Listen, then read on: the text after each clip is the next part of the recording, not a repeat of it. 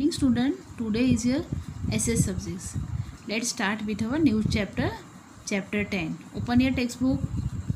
Right, तो हमारा ये न्यू चैप्टर है chapter 10 spheres of the earth. ये लेसन भी आपके कोर्स में है. ठीक है. Okay, what is spheres? Spheres का मतलब क्या है कि स्पीयर्स मतलब एरियाज और पोर्शन ऑफ द अर्थ के जो एरिया है या उसके पोर्शन के अर्थ के है उसके बारे में हम पढ़ेंगे. ठीक है. उसके earth is a unique in the solar family. Earth क्या है? हम यूनिक मतलब एक अलग डिफरेंट पार्ट है सोलर सिस्टम का या बोलो सोलर फैमिली का. बिकॉज क्यों? क्योंकि यहाँ पे ह्यूमन लाइफ है यहाँ पे. ठीक है ना. Earth is the only planet which has got favourable temperature, water and life which is valuable gift to the earth. क्या अर्थ एक ओनली प्लैनेट है, एक ही प्लैनेट है जहाँ पर विच हैज़ गॉट वहाँ पे टेम्परेचर मतलब फेवरेबल है, बराबर है, वाटर है, वहाँ पे लाइफ है और which is a valuable gift. इसलिए वो एक वैल्यूएबल गिफ्ट है अर्थ के लिए. अर्थ क्या है? हमारा प्लैनेट है. राइट. तो क्योंकि उसका टेम्परेचर भी सही है, वाटर भी है, वहाँ पे लाइफ है और ह्यूमन मतलब लाइफ सर्वाइव कर सकते हैं प्लांट से, ह्यूमन बींग से, एनिमल से, अदर क्रिएचर से. वो इस टेम्परेचर में, इस वाटर में, इसमें अपनी लाइफ को सर्वाइव कर सकते हैं. It is therefore it is a valuable gift to the earth. Right. There is still no evidence that water and oxygen are available in the sufficient amount on the other planets. अब ये तो हमारे अर्थ पे है ये possible, लेकिन ऐसा कोई एविडेंस मतलब क्या, कोई प्रूफ नहीं मिला है कि वाटर और ऑक्सीजन अवेलेबल जो अवेलेबल हो सकता है इन द बराबर अमाउंट में और कोई अलग प्लैनेट में. मतलब ऐसा कोई प्लैनेट अभी तक फाइंड आउट नहीं हुआ है, कोई प्रूफ नहीं मिला है कि अदर अर्थ के अलावा भी दूसरा प्लैनेट है वहाँ पे लाइफ पॉसिबल है.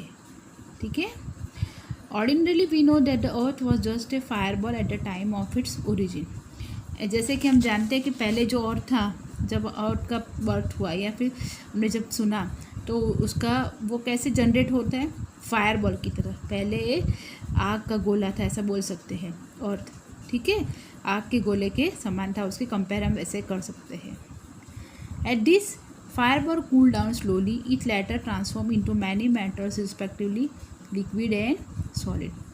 एज द फायरबॉल मतलब जैसे जैसे फायरबॉल यानी अर्थ पिघलती गई, कूल डाउन स्लोली, धीरे धीरे ठंडी होती गई.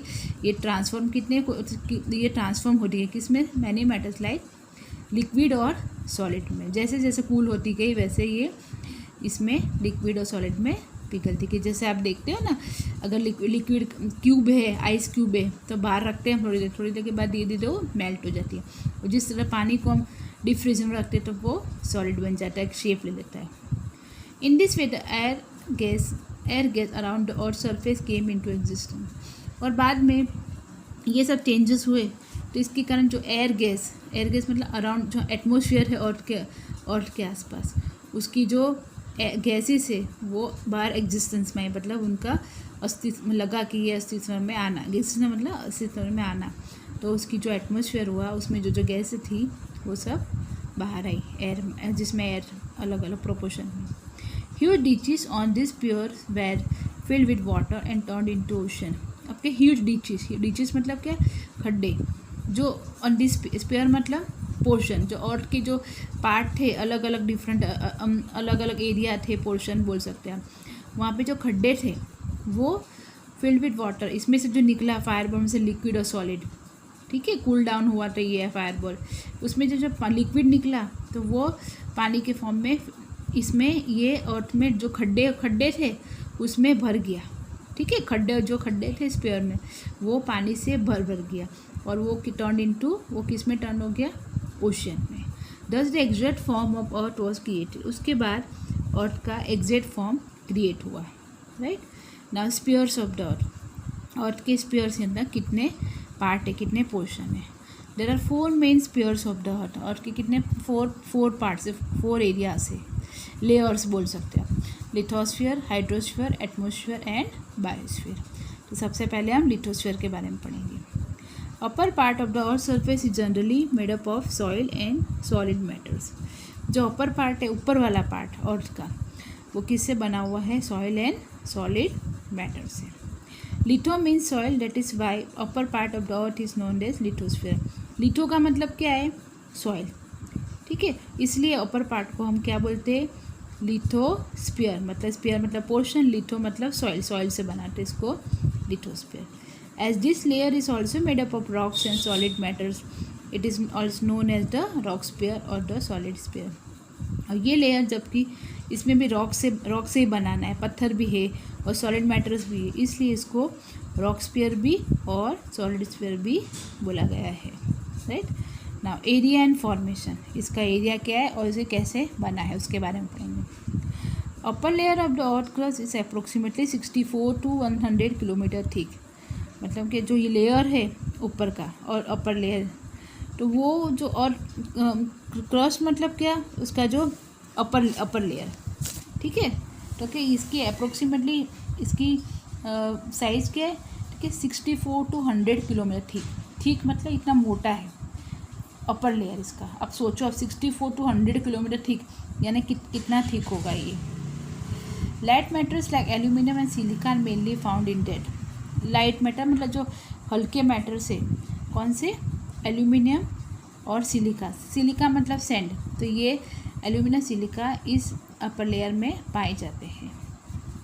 This layer is thin in the deep sea.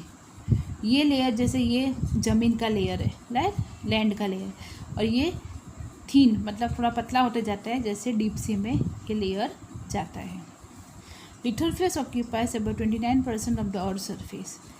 और जो अर्थ सरफेस लैंड का जो पोर्शन है, मतलब कितना पार्ट है इसका?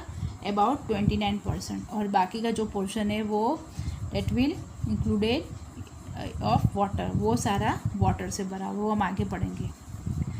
Mountains, plateaus and plains etcetera are there on this part of land. और ये जो लिथोस्फीयर है यहाँ पे 29% है, राइट। और इसमें क्या क्या? माउंटेन्स है, पहाड़े। प्लेट्यूज मतलब क्या? यू पी ऊपर टर्न, फिर वापस स्लोली पी ऊपर, इसको बोलेंगे प्लेट्यूज। ऐसे प्लेट्यूज होते हैं, ठीक है। प्लेन्स मतलब ओपन ग्राउंड। तो एक्स आर ये सब सारे ऑन दिस पार्ट ऑफ ये लैंड में ये सारे पोर्शन होते हैं। As we go into the depth of lithosphere the temperature increases gradually. अब डेप्थ में ज़मीन के नीचे जाएंगे तो हम टेम्परेचर जो है वो धीरे धीरे इंक्रीज़ होता है, ग्रेजुअली इंक्रीज़ होता जाता है। On moving towards the depth generally per kilometre 30 degree centigrade temperature increases. क्या है कि जैसे ही हम डेप्थ में जाते हैं उसके अंदर, लिथोस्फीयर के अंदर, ज़मीन के अंदर, तो एक किलोमीटर में 30 डिग्री सेंटीग्रेड, मतलब एक किलोमीटर 30 डिग्री टेम्परेचर जो है उसका इंक्रीज़ होता जाता है। मतलब 1 किलोमीटर 30 डिग्री हुआ, फिर दूसरे किलोमीटर में कितना होगा? 60 डिग्री।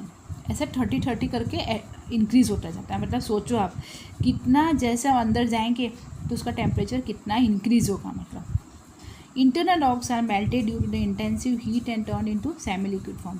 और ये जो इसी के कारण जो अंदर के जो पत्थर है इंटरनल रॉक से, वो क्या होते हैं? मेल्ट हो जाते हैं। किस लिए? Due to the intensive heat. इतनी सारी बहुत ज़्यादा गर्मी के कारण, ये हीट के कारण वो ये मेल्ट हो जाते हैं। इतनी गर्मी हो रही है तो कोई मेल्ट हो जाता है ना।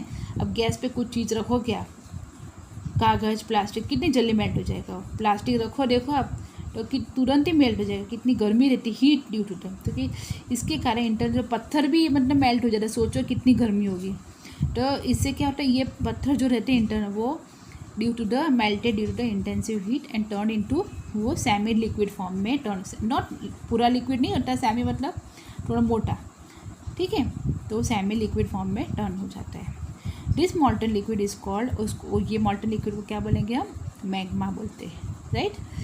It consist of various gases. Here high pressure of the upper rocks is observe. ये मैग्मा में बहुत सारे गैसेस होते हैं and here high pressure of the upper rock is observe, ठीक है। तो जैसे वॉल्केनो होता है ना, जैसे ज़मीन है, ज़मीन में से ये हमारी लैंड है, ठीक है। लैंड होए, यहाँ से बहुत सारा प्रेशर होता है, बहुत सारी गर्मी के कारण यहाँ फिर ज़मीन में क्रैक हो जाती है और वॉल्केनो फटता है, राइट। कब वॉल्केनो फटता है? बहुत गर्मी की हो जाती है, हीट ज़्यादा होती है यहाँ पे नीचे की, इसलिए फटता है। तो उसमें से क्या निकलता है? मैग्मा, तो इसको मैग्मा बोलते हैं, right. Thus, balance is maintained between two opposite forces like pressure and heat. That is why earth crust does not burn. इसलिए बैलेंस बना रहता है। ऊपर के पार्ट में क्या है, थोड़ा कम गर्मी देती है और नीचे के पार्ट में ज़्यादा गर्मी, इसलिए उसका मेंटेन बना रहता है। Lithosphere has close relation with biosphere and vegetation. अब क्या है, लिथोस्फीयर जो है उसके क्या है, क्लोज रिलेशन है किससे, बायोस्फीयर और वेजिटेशन। वेजिटेशन मतलब जो प्लांट्स जो ग्रो होता है, जो क्रॉप्स, बराबर, वो वेजिटेशन। बायोस्फीयर मतलब क्या, जो चीज़, thing by which living things exist on earth, जिसके द्वारा लिविंग थिंग्स जो है वो अर्थ में एग्जिस्ट होती है, बस उसका मीनिंग है बायोस्फीयर। तो लिविंग थिंग्स से इसलिए लिथोस्फीयर पॉसिबल है, इसलिए इसके अच्छे रिलेशन है, राइट। इसलिए lithosphere has close relation with biosphere in vegetation. Our home, water, farming, industry are closely associated with lithosphere. इसकी वजह से, लिथोस्फीयर की वजह से ये इसके रिलेशन अच्छे है बायोस्फीयर और वेजिटेशन, इसलिए। और हमारा घर है, पानी, फार्मिंग, इंडस्ट्री है, all are closely associated with lithosphere. Minerals and crude oil is obtain from lithosphere. और ज़्यादा मिनरल है, खाद्य पदार्थ, और क्रूड ऑयल मतलब पेट्रोल, डीजल जो उससे हम ऑब्टेन करते हैं, वो भी सारा कुछ हमको लिथोस्फीयर से ही मिलता है। Various crops are obtain through farming. बहुत सारे क्रॉप्स हम फार्मिंग के थ्रू ही ऑब्टेन करते हैं। तो various industries and other economic activities are perform in the plain region. और बहुत सारी एक्टिविटीज़ है, इंडस्ट्री एक्टिविटी है और अदर इकोनॉमिक एक्टिविटी कौन सी, जिससे हम मनी अर्न कर सकते हैं, is also perform in the plain region. मतलब ये लिथोस्फीयर से हो एसोसिएटेड है, मतलब lithosphere very is important for our life, जी जो पोर्शन है। Forest on the mountainous region is indebted to the lithosphere. और जंगल में forest on the mountain region में जो जंगल है वो भी लिथोस्फीयर का बहुत थैंकफुल है, क्योंकि लिथोस्फीयर में ये पार्ट है जहाँ माउंटेन्स वगैरह ऐसे हो रहे। In short, it can be said that the pillar from food to dwelling and base of our existence means lithosphere. इसका मतलब क्या, पिलर ये बेस है हमारा, पिलर मतलब बेस है, फ्रॉम फूड टू ड्वेलिंग मतलब खाने से लेके हमारे रहने तक, घर तक, ये हमारा लिथोस्फीयर का एग्जिस्टेंस, हमारे होने का एग्जिस्टेंस बताता है, राइट। ओके देन, ये लिथोस्फीयर हुआ।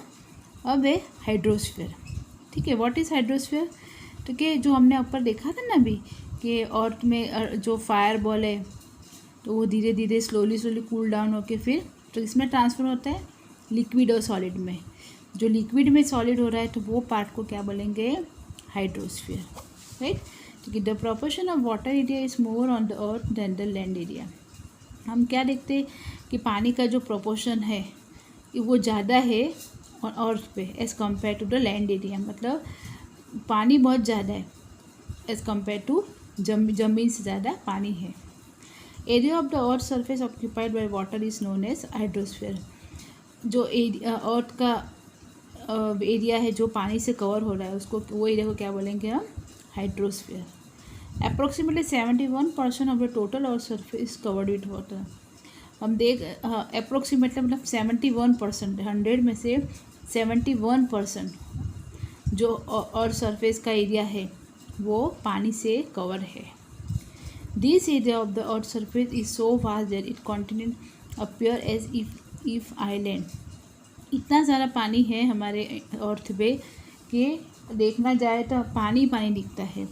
तो इतना ज़्यादा क्वांटिटी में कि जो कॉन्टिनेंट है हमारे वो हमको एक आइलैंड की तरह लगता है। व्हाट इज़ आइलैंड, आइलैंड मतलब क्या, तो आइलैंड मतलब क्या होता है, जैसे ये कॉन्टिनेंट है और ये आसपास पूरा पानी से घिरा हुआ है, राइट। तो इसको क्या बोलेंगे, आइलैंड। ज़मीन का एक पार्ट होता है जो पानी के बीच में, तो दैट इज़ कॉल्ड आइलैंड, ठीक है। तो this area of the earth surface so vast that continent of is a island. Part of the earth having huge water mass are known as ocean. और जो पार्ट पे अर्थ के जो part में बहुत सारा पानी का दबाव है और पानी है, उस एरिया को क्या बोलेंगे, ओशंस बोलते हैं, They are respectively, turn the page. They are respectively well known to the Pacific, the Atlantic, the Indian and the Arctic Ocean. ये सारे हमको आर्टिक ओशन के बारे में, ये सब ओशन के बारे में हमको पता है, ये सब ओशन होते हैं. Ocean on the earth are very deep and huge. के अर्थ पे जो ओशन है वो कैसे डीप माने भारी, ऊंडाई उनकी गहरी होती है, और ह्यूज और बहुत बड़े बड़े होते हैं. 10 to 11 kilometre deep valleys are there in their bottom. मतलब ओशन के अंदर जाएंगे तो 10 to 11 किलोमीटर डीप वैलीज, इतनी ऊंडाई होती है उनकी, डीपनेस होती है. ठीक है, बॉटम में ओशन की. Various landforms like earth surface are there in the bottom of this ocean. जिस तरह से अर्थ और लैंडफॉर्म्स होते हैं ना लिथोस्फीयर में, प्लेन्स, माउंटेन, प्लेट्यूज, इस तरह से सेम ऐसे भी ओशन में भी इन the bottom of this ocean को देखने को मिलते हैं. 97% of the total water is found in the ocean and it is saline water. 97%. अब ये क्या है, हमारा जो टोटल अर्थ का क्या है, 71% वाटर है, राइट. लेकिन 71% वाटर है, उसका जो 100% है उसमें से 97% जो वाटर है वो कहाँ रहता है, ओशन में, राइट. 71% मतलब ये अर्थ का है, राइट. तो वो अर्थ का जो 71% वो 100% 97% ओशन में होता है. और वो कैसा होता है, सलाइन वाटर. सलाइन मतलब सॉल्टी वाटर. रिमेंबर के सॉल्टी वाटर हम पीने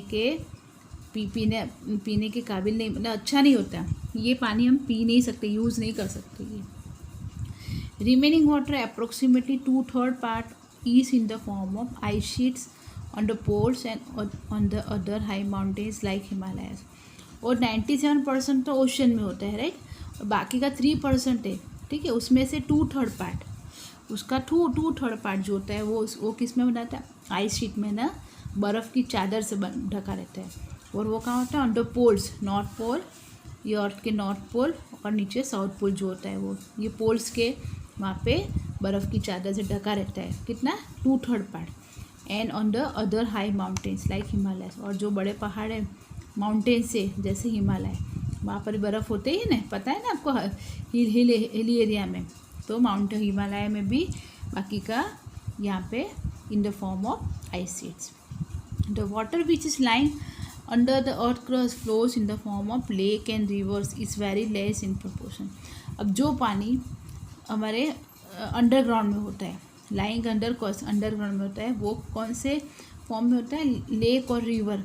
तो is very less in proportion, क्योंकि सब बहुत उसका प्रोपोर्शन लेस होता है. क्योंकि 97% तो ओशन में, बाकी 3% बचा. 3% में 2/3 किस में होता है, ice sheets on the poles and mountains. और जो थोड़ा सा उससे कम है वो होता है यहाँ पे इन लेक एंड रिवर्स.